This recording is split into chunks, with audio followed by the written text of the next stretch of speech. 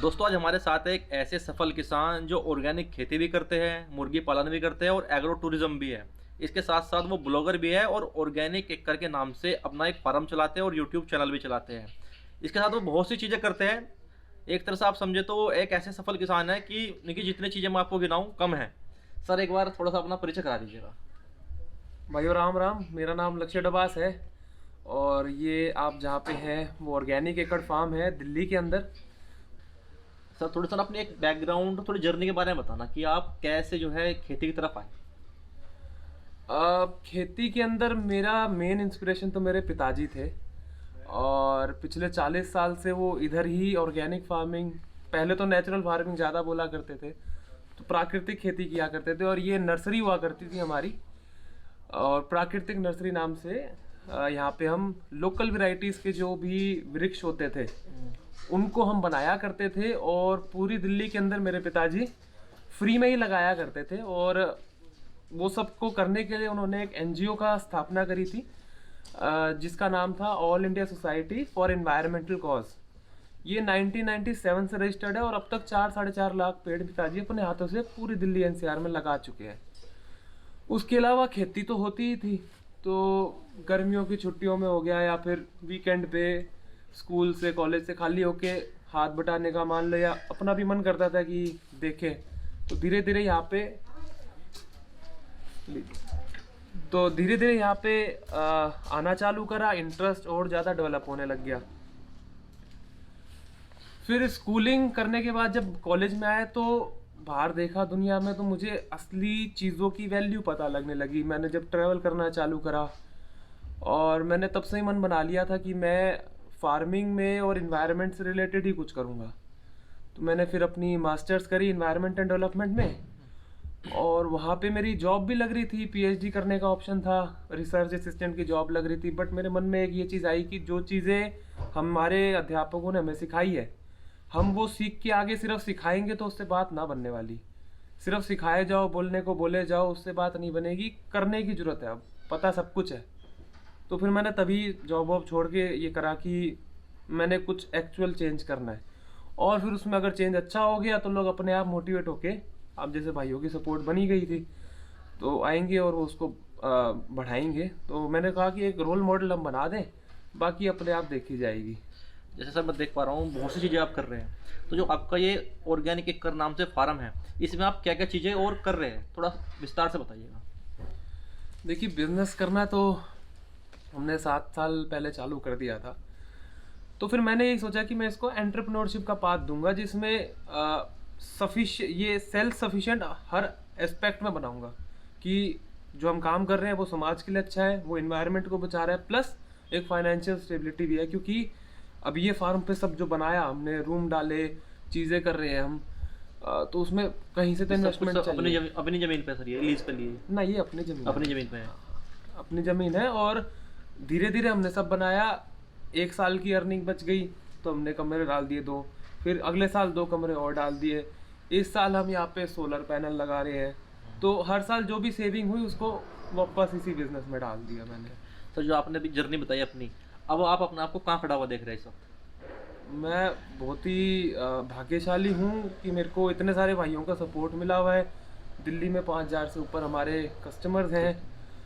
Online हमारे YouTube channel पे 1-1.5 साल के अंदर 1 लाख से ऊपर सपोर्टर्स हो गए हैं। अच्छा चल रहा है। तो मैं तो बहुत अपने आप को अच्छे हाथों में और अच्छे सिचुएशन में समझता हूँ। जैसे सर ऑर्गेनिक खेती में आपने मुर्गी पालन भी किया हुआ है, सब्जियां भी की हुई है, और शहर के लोग भी आपके यहाँ पे आते हैं, तो किस किस तरह से जो है अर्निंग का सोर्स आपने इकट्ठा किया हुआ है, जो कमाई का एक जरिया है?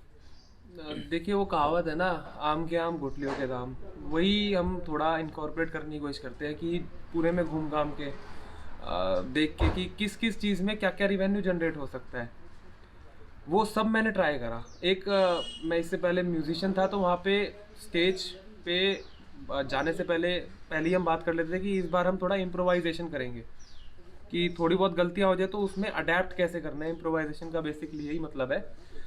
तो हमने बहुत इम्प्रोवाइजेशन करा यहाँ पे, जहाँ पे समय के हिसाब से चल रहे हैं हमने वहाँ पे एक्सपेरिमेंट्स करे। कोई नई चीज़ करने से हमने कतराया नहीं और बाकी हमने कस्टमर्स को कान खुल के अच्छे से सुना। कस्टमर्स के पास हम जाते थे सब्जियां लेके, तो बोलते थे हम कैसे मान लें ऑर्गेनिक है। हमने कहा आप आओ देखो, लोग यहाँ आने लग गए। हमने कहा आप यहाँ से आके खरीद लो 20% डिस्काउंट, गाड़ी का खर्चा बच रहा है। फिर लोग यहाँ आ ही रहे हैं, तो आसपास आप देख ही रहे गांव का इलाका है, तो खाने का व्यवस्था नहीं। दूसरा मेरे को ये भी दिखा, लोग कहते थे कि कहीं पे भी बाहर जाएं तो घर जैसा खाना कहीं मिलता नहीं, हर जगह बहुत ही नमक मिर्च मसाले या केमिकल वाला खाना मिलता है, प्योर खाना मिलता नहीं। तो हमने ये अपॉर्चुनिटी देखी, हमने यहाँ पे एक फार्म कैफ़े की स्थापना कर दी। फिर यहाँ पे लोग थोड़े फॉरेन से भी आने लग रहे थे, नहीं तो अदर स्टेट से भी आते थे, तो रुकने की व्यवस्था नहीं, तो हमने 2 कमरे डाल दिए। फिर सब्जियां जा ही रही थी, उससे पहले लोगों ने मुर्गियों का बोलना चालू करा था। तो 2017 में ही मैं कड़कनाथ मुर्गी ले आया था, उन्हीं को थोड़ा थोड़ा करते हुए मुर्गियों का चालू कर लिया था। तो धीरे धीरे अडेप्ट करते गए, जैसे कस्टमर्स ने बोला वैसे वैसे हम बढ़ाते गए।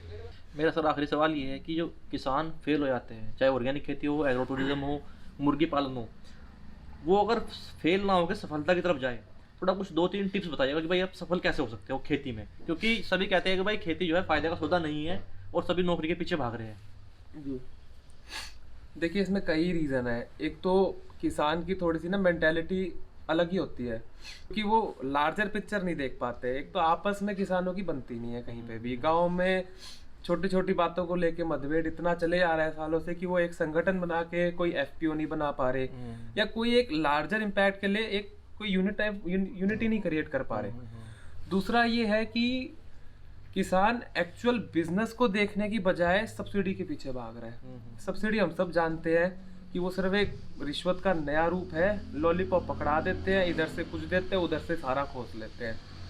तो ये नहीं देखते हुए कि मेरे यहाँ पे किस चीज़ की डिमांड है, यहाँ पे कौन सी चीज़ अच्छे से हो सकती है, बस ये देख लेते हैं कि भाई 50 लाख का पॉली हाउस 5-10 लाख में लग रहा है तो लगवा लो।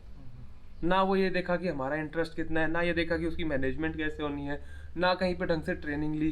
कंपनियों के भरोसे छोड़ देंगे, अपनी नॉलेज बढ़ाते नहीं है। तीसरा नुकसान जो सबसे ज़्यादा किसान झेलता है, वो तब झेलता है जब वो सारा का सारा काम जो है वो लेबर के भरोसे छोड़ देता है। 90% मैंने ये देखा है कि खेतों में खुद रहना नहीं होता, लेबर को बोल दिया, वो कर दिया उसने तो ठीक है, वो लेबर छुट्टी मार के चलेगी तो सारा ही वहीं बैठा रह गया।